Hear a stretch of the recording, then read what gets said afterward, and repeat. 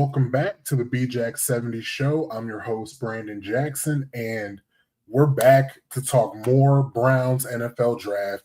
And we're going to talk about today who doesn't benefit from this draft class. We've talked about how the quarterbacks and the running backs benefit from all the players in this draft class, but today we're going to talk about who doesn't benefit, who's a little upset at how this NFL draft went, and might be surprised at who I put on the list. But before we get into that, just want to say, first of all, thank you to all the new subscribers, new viewers. Thank you guys for joining the community and, joining the club and watching the video. So thank you to you. But if you're not one of those people, if you're new here, go ahead and hit the like button. Go ahead and hit that subscribe button so you can stay tuned to all the latest football, NFL, Cleveland football content. And then if you want just a little bit more, you want some film breakdown, you want some in-depth real football talk, head over to patreon.com/bjack70 and I'm gonna get you right over there with the film breakdowns on that channel. So, but let's get into who doesn't benefit from this draft class, from this Browns draft class. And the first guy I'm want to talk about is Jerry Jeudy. Jerry Jeudy, come on down. Come to the stage, Jerry Jeudy. Because this might be his last year as a Cleveland Brown. It's not a guarantee that he's a Brown week one, but I feel like it's unlikely that he'll be elsewhere for at least 2026. But 2027 is a possibility. I don't see his trade value. If he plays like he played in 2025, I don't see his trade value being anywhere. I don't see any team wanting to trade for him. So if he was to get cut before 2027, it would only be $7 million in dead cap. If he's on the roster when the league year starts in 2027, we got to pay him $21 million. So I'm not sure that happens. It's either one or two things. Either he gets cut after the season or he gets extended because he just had a phenomenal season. Either way, it's going to be one of the two extremes. Not in the middle. We're not just going to let the contract keep going. I don't believe because $21 million is a lot of money, but why doesn't he benefit?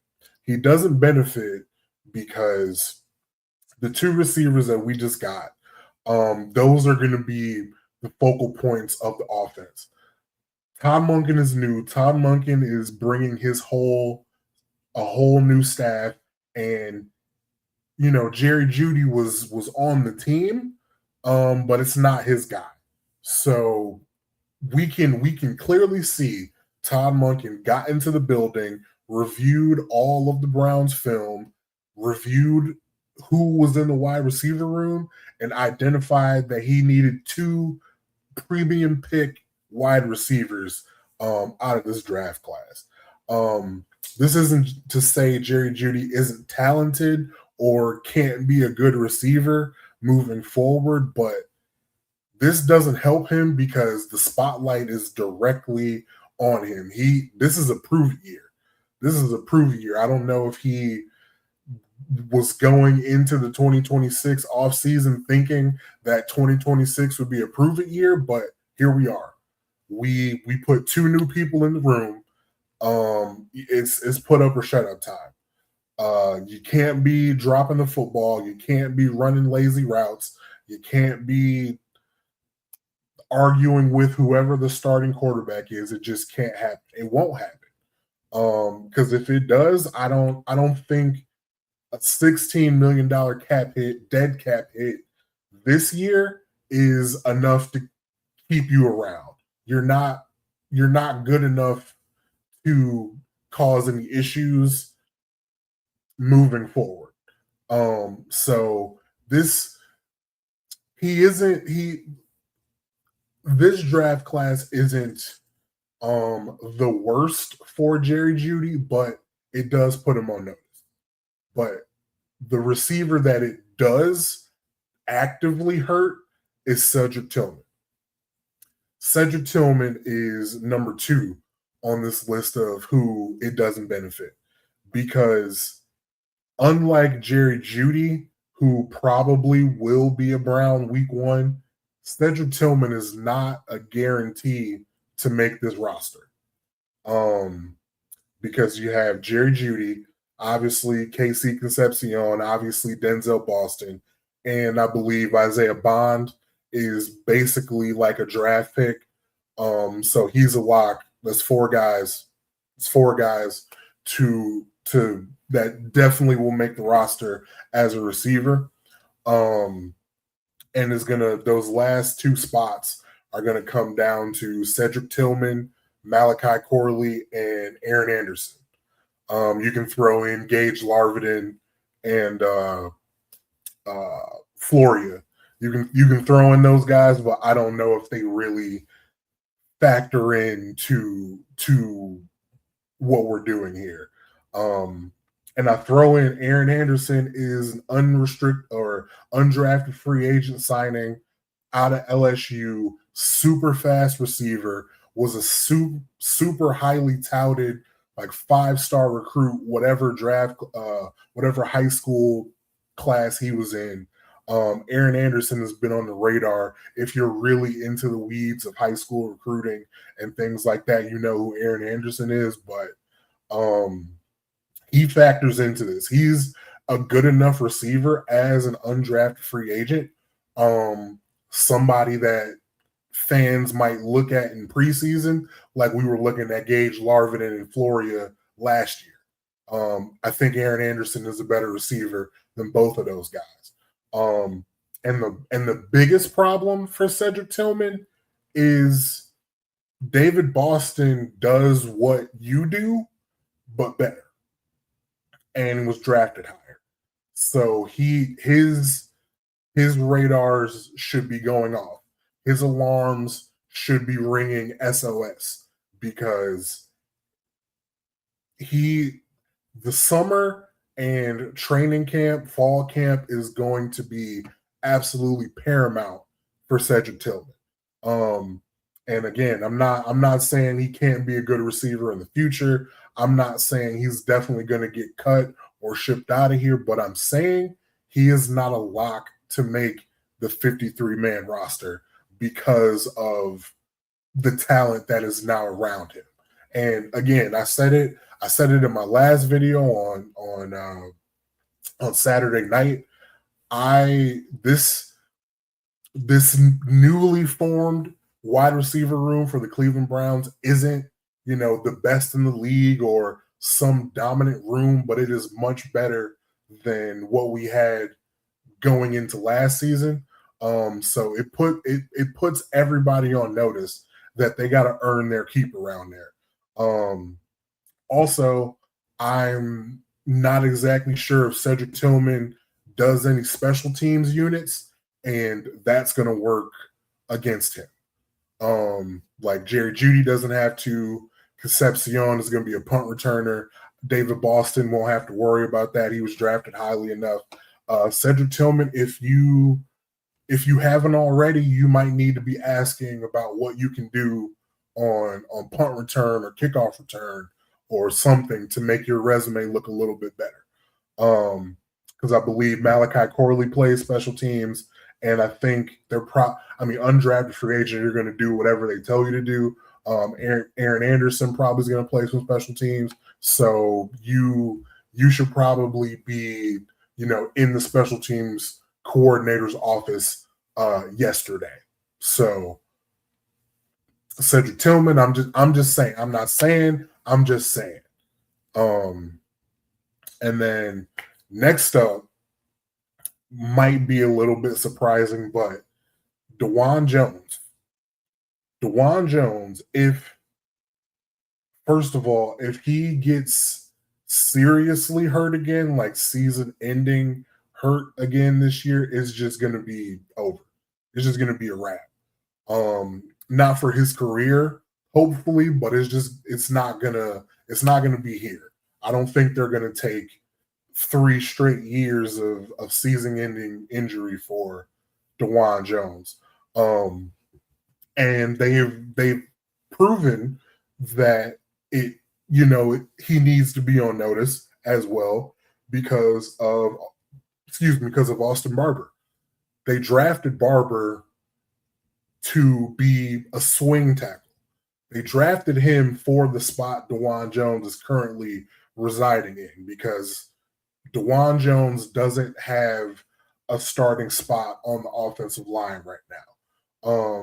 Maybe once training camp starts, maybe he can, if he can perform well enough that they have to shift some things around, if he can perform well enough that they move Titus Howard off of that right tackle spot, or they move Spencer Fano off of the left tackle spot, if he plays that well in training camp, then that's a win. But I just don't see that being possible. And truly, I don't even see him getting the opportunity to do something like that. Because they're going to give every single opportunity for Spencer Fano to be that franchise left tackle. And the way they paid Titus Howard, they're going to give him every opportunity to make sure that he's your starting right tackle going forward for the foreseeable future. So I don't even believe DeJuan Jones could play himself into a situation like that, but he's going to want to be the first guy off the bench when, if something goes wrong with either of those two guys at tackle. So he better watch out. He better make himself useful, make himself valuable, first of all, make himself available. If you've played football at any level, they're always going to tell you availability. The best ability is availability, and you can't make the club in the tub. Like, you cannot be in the training room injured on the sideline and be useful for an NFL football team. You can't do it for a college football team. Trust me, I know. So, DeJuan Jones, I'm rooting for you. We were all rooting for you. It would really be nice if he could be, one of the 5 best linemen. He's so tall. I don't know if he's built for being a guard. But like I said, best case scenario for the whole line is him forcing them to move Fano or Howard inside. But I just don't see him being good enough or that impactful enough for that to happen. But we'll see. We're still in April. This is April right now, April 28th when this comes out. So there's a lot of football left. And then the last person, and you probably know where I'm going. Last person that does not benefit from this current draft class is, of course, Dillon Gabriel. I don't want to beat a dead horse because I talked about it in the last video, but Dillon Gabriel, I'm sure this team is not going to try to carry 4 quarterbacks into the regular season again. If they had it their way, they probably wouldn't want to carry 3 on the active roster, but that's probably going to be a reality in 2026, but that's okay. Carrying 4, just not feasible. So who do you think is the odd man out? If Shedeur Sanders is getting the first team reps in OTAs, or not OTA, but in voluntary minicamp, if he's getting the first reps, Deshaun Watson isn't getting cut, and they just drafted Taylor Green as a developmental project quarterback. Who do you think is the odd man out? It's got to be Dylan. It's got to be Dylan. One, because just look at the profile of Todd Monken's quarterbacks and what he said that he likes in quarterbacks in the NFL, and that's athleticism and that's playmaking ability.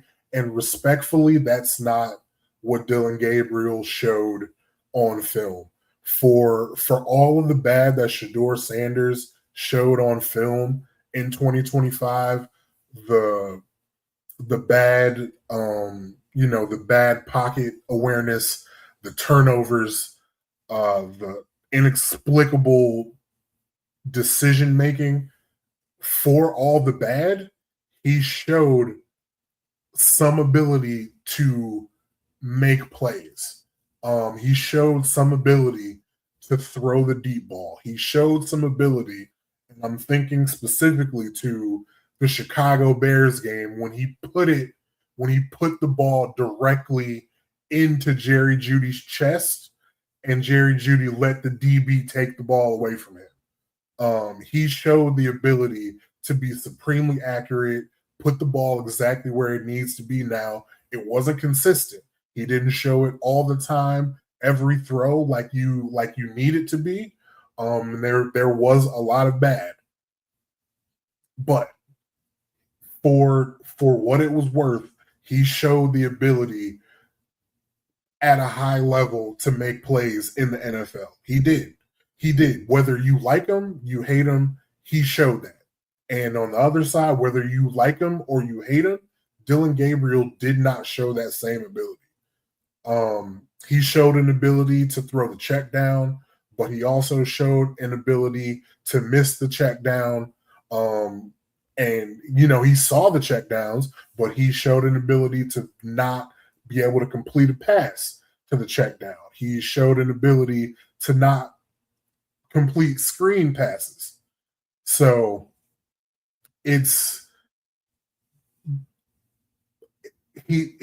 I'm sorry, he's just going to be the odd man out.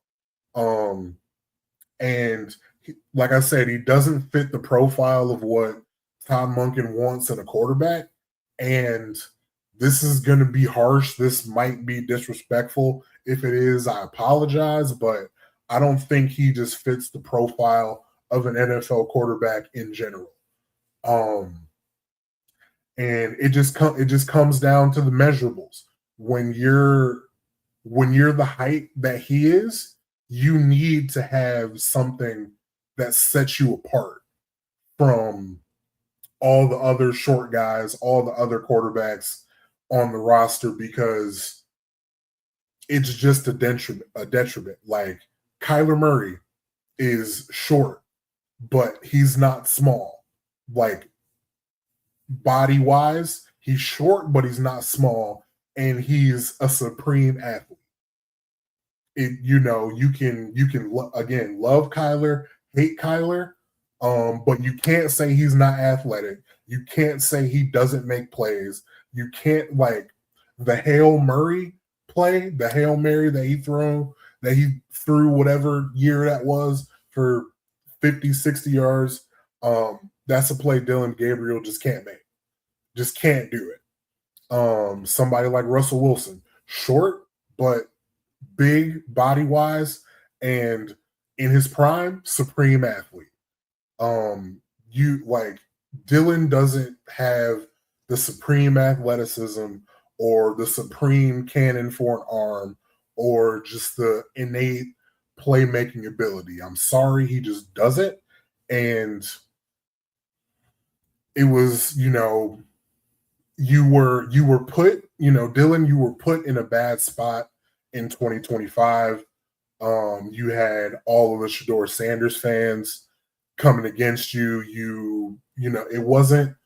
It was just a bad offense. It was not conducive to success for you, for Shedeur, for anybody. And I'm sorry that it was like that, but it is what it is. We just got to call it like we see it. And what we saw was not something going forward that we need to carry on the roster. Again, call it harsh, call it disrespectful. I'm gonna tell the truth on this channel. It's mine. I can say whatever I want. I'm gonna speak my truth, and the truth that I feel is Dylan just isn't an NFL quarterback. And I'm not saying you can look at all my videos. I am a Shedeur Sanders fan. I'm not even gonna go out and say, Shedeur is gonna be, a good starting quarterback in the league right now. But I do know he's better than Dillon Gabriel. He's a better option than Dillon Gabriel. And so is Deshaun Watson. I'm sorry that, people are going to be mad. It is what it is. Let them be mad. Deshaun Watson is a better option than Dillon Gabriel, flat out.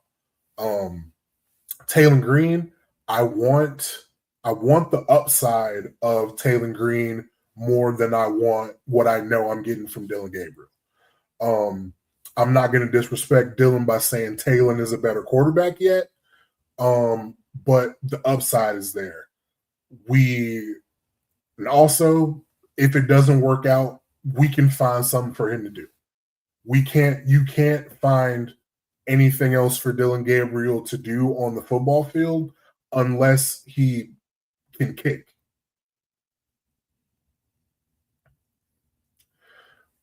So I'm gonna stop there. I'm gonna end it there because I don't want to beat a dead horse. I don't want to keep disrespecting the dude. Sure, he's an awesome guy, but I don't want him on my football team. I'm sorry. But yeah, so that's gonna be, the 4 guys who didn't benefit from this draft. All offensive guys. Defense, it's just gonna, it's everybody, the ecosystem of the defense, everything is just gonna elevate everybody. The more good defensive players that you have, the better it is for everybody. More rotations, people can be fresh. It's just like that is just gonna work out for everybody. As long as you add better players, the better the defense is gonna go, better it's gonna go individually for everybody else. But on that offensive side, not everybody was happy about this past weekend. So again, if you're new, go ahead, hit that like button, hit that subscribe button. If you just joined, if you just came over to subscribing to the channel, thank you. I appreciate you. Thank you for being here. Thank you for watching, and I'll see you guys on Friday.